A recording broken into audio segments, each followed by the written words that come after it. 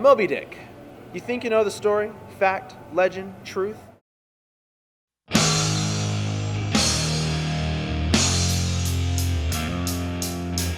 We're here tonight at Brennan Theaters watching In the Heart of the Sea in 3D. Yes, I know it's not like the world's oh my god movie, but let's be honest, who really is going to go up before Star Wars and who's going to come up after Star Wars? The movie isn't like what you've seen back in the day where it's like the captain gets on a ship and gets his crew and they sell out and then Moby Dick's like oh my god, the whale!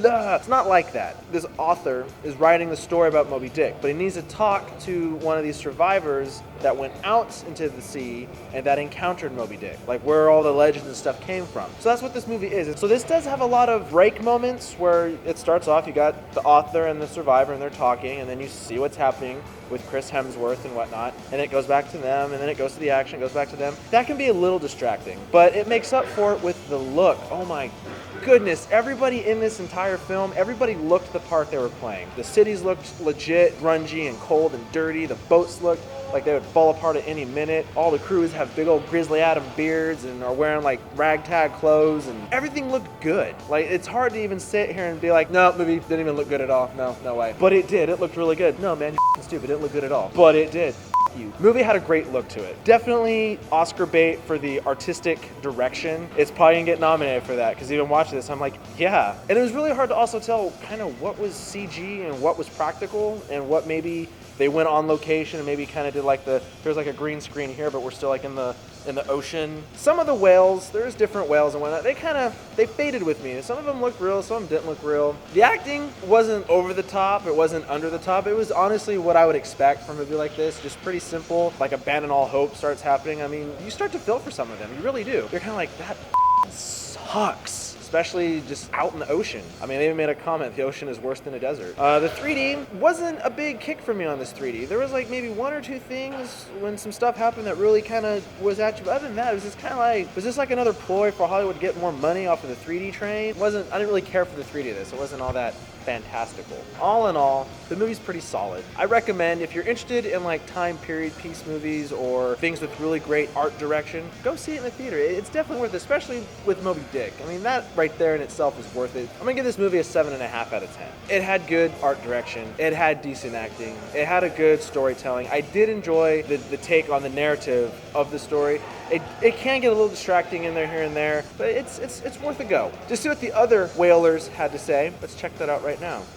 Me, with this movie, it was very slow to me, so it was hard to really grasp and stay into the film. Though it had its ups for me, and the visuals, the graphics, the whole water, everything about it really popped to me. I mean, I really enjoyed the fact that I actually felt like I was in the water at some point. I feel the movie was extremely slow. The pacing was choppy at best. There were numerous times in the movie where I was wanting to look at my watch, and I'm not normally that guy. I'm normally the person that gets 100% immersed in a movie, and I found myself just completely the opposite of that with this movie. It wasn't necessarily a movie I was looking forward to seeing. It wasn't like one of those, on my list of I'm so excited, but at the same time, it looked like it was going to be a quality movie. I didn't expect too much going in. It is by Ron Howard. He's done okay with his films. One of my favorite movies of all time was by Ron Howard, which was A Beautiful Mind. This one, being a historic piece, I was interested and curious to see what he would do with this. As far as art direction goes, cinematography and visual effects, all top notch. But some of people were saying earlier, the pacing was a little bit uneven. The narration going back and forth between the story and the narrator, I felt was slightly disruptive, though necessary, and it was done just right enough for it to work. It helped to avoid certain elements that otherwise would have made the movie R-rated. Instead, it just given a description of certain events, kept the movie PG-13 without going into too much detail. I do say the 3D really was awesome in this film too. I mean, I really felt like some of the stuff was actually going to hit me, or I was actually under the water watching all this. But like storyline and everything, I had a hard time with it. I had a hard time staying with it. I think they did a good job making me feel for certain characters, but not all of them. But there was certain characters where I sat there and was just like hoping and praying for things to happen. It wasn't the action-packed go thriller one we're used to seeing. It was very slow. For me, it was hard to grasp. and the main reason is it's just slow pace. The characters, except for one, were extremely one-dimensional. I don't feel there was any depth to them at all.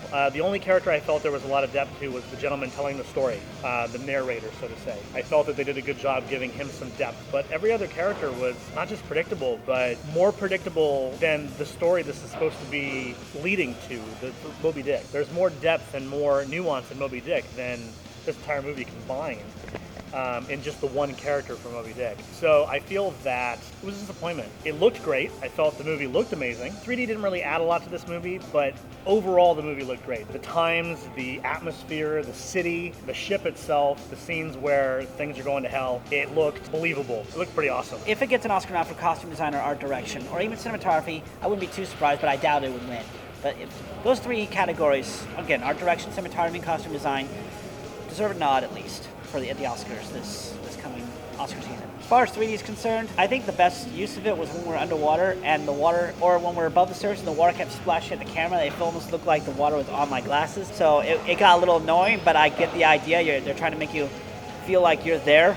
They got a lot of lens flaring, a lot of lens distortion on the lenses to make you feel like you're watching this with glasses on. That's about all the 3D was really good for. It took a little while to get used to 3D. My eyes got a little strained in the beginning. I'm glad we're not seeing Star Wars in 3D. So then on a scale of 1 to 10, what would you give this and why? 7.5 out of 10. It wasn't bad. It just wasn't the best movie by Ron Howard by far. Not his worst, but visually and artistically and visually and the production value, all top notch. But the pacing, editing, and just wasn't the best it could be.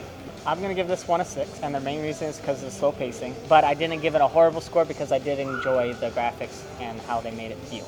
I give it a 4 out of 10. I was legitimately bored. Like I said before, that doesn't happen to me very often. I'm the type of person that gets fully immersed in a movie, even a bad movie. But for something about this movie that I was just bored. And this movie is relying on it not being one-dimensional. You need to be invested in these characters and the plight of these characters for you to really care about the movie.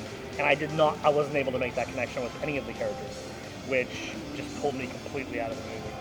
If you haven't subscribed to this channel, please do so. Like this video, favorite it, share it, put some comments down there. No, there's some whale movies out there, so what is your favorite whale movie? Throw that down in the comment section below. Best comment wins a trip to SeaWorld. No, seriously, don't think if you have a good comment you win a trip to SeaWorld, because I'm not taking you. Barnes will, not me. Next week should be an exciting, over-the-top Star Wars. Everybody's been waiting for it. And yeah, we're reviewing it. If you think that's not it's happening, and we'll let you know before you go at Brendan Theaters. So this is the telling of the tale, legend of Moby Dick. I got that all mixed up, I think. I'm going to try that one more time. It didn't sound right when I was saying it.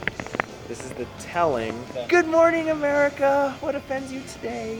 Down there. So this is... One. God, More beef? mother, son of a... All in all movie, it's a big-ass white sperm whale. And the internet's blowing up with jokes. In the heart of the sea, thoughts, peelings, some thoughts and feelings. That's take 2. Look at this defiant little person. Defiant little in the heart, jeez. And then also click that little like icon down there to like this video, which lets you mother whore.